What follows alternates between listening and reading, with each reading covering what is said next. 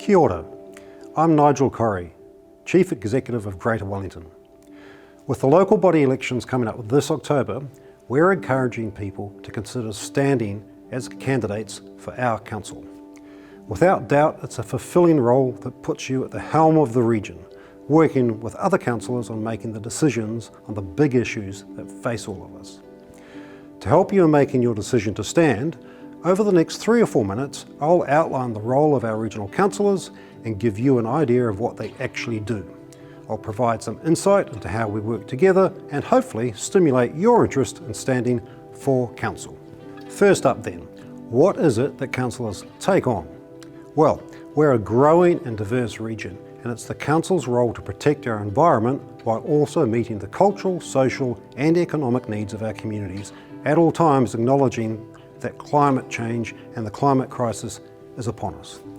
We're specifically responsible for environment management, flood protection and land management, provision of regional parks, public transport through Metlink, regional transport and metropolitan water supply.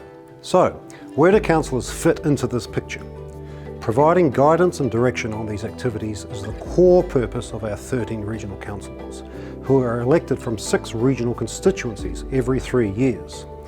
The council employs the chief executive, who is responsible for the management of the organisation. Councillors aren't therefore formally involved in the day-to-day management. That's my job. If they're not involved directly, then what does a councillor do?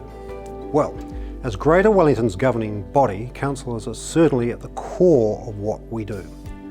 The council is responsible for developing policies that direct our activities, and it's their role to decide how the activities should be carried out. They're also advocates for their communities, most importantly, which enables them to make decisions in the regional interest informed by local views and preferences.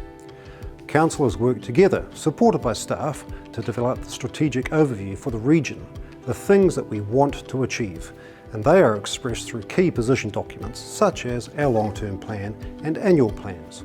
In practice, that means discussing and reviewing papers from staff, providing direction, making final decisions and monitoring our progress and holding us accountable for our performance. As they should be, these relationships are robust and the examination by councillors is often searching. It is vital, responsible and often complex work, and it's great that every 3 years people put up their hands to do it.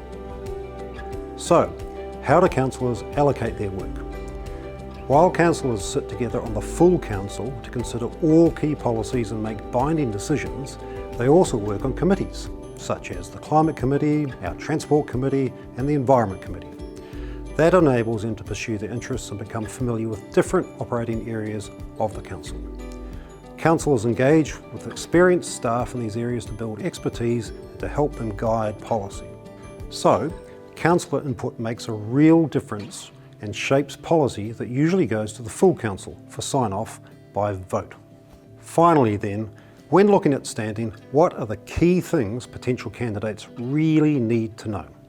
Well, let's be clear, it's not an easy role. The work is often complex and sometimes controversial, so candidates need to be up for that. The work can be demanding and time-consuming. We're living through immense change in responding to the climate emergency, introducing higher environmental standards and looking ahead to significant reforms in local government and water infrastructure.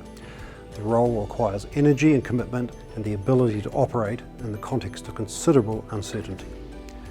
Councillors also work in a political environment. It's a public role and people don't spare their views on councillor performance. It pays to have a thick skin. But most of all, my observation is that councillors find their roles rewarding and carry them out with skill, passion and good humour. We strongly encourage people who love this region and want to make a positive difference to consider standing for council. I've really met a councillor who's regretted that decision. Ngā mihi, thank you for listening and thank you for considering whether or not you want to stand for Greater Wellington. Kia ora.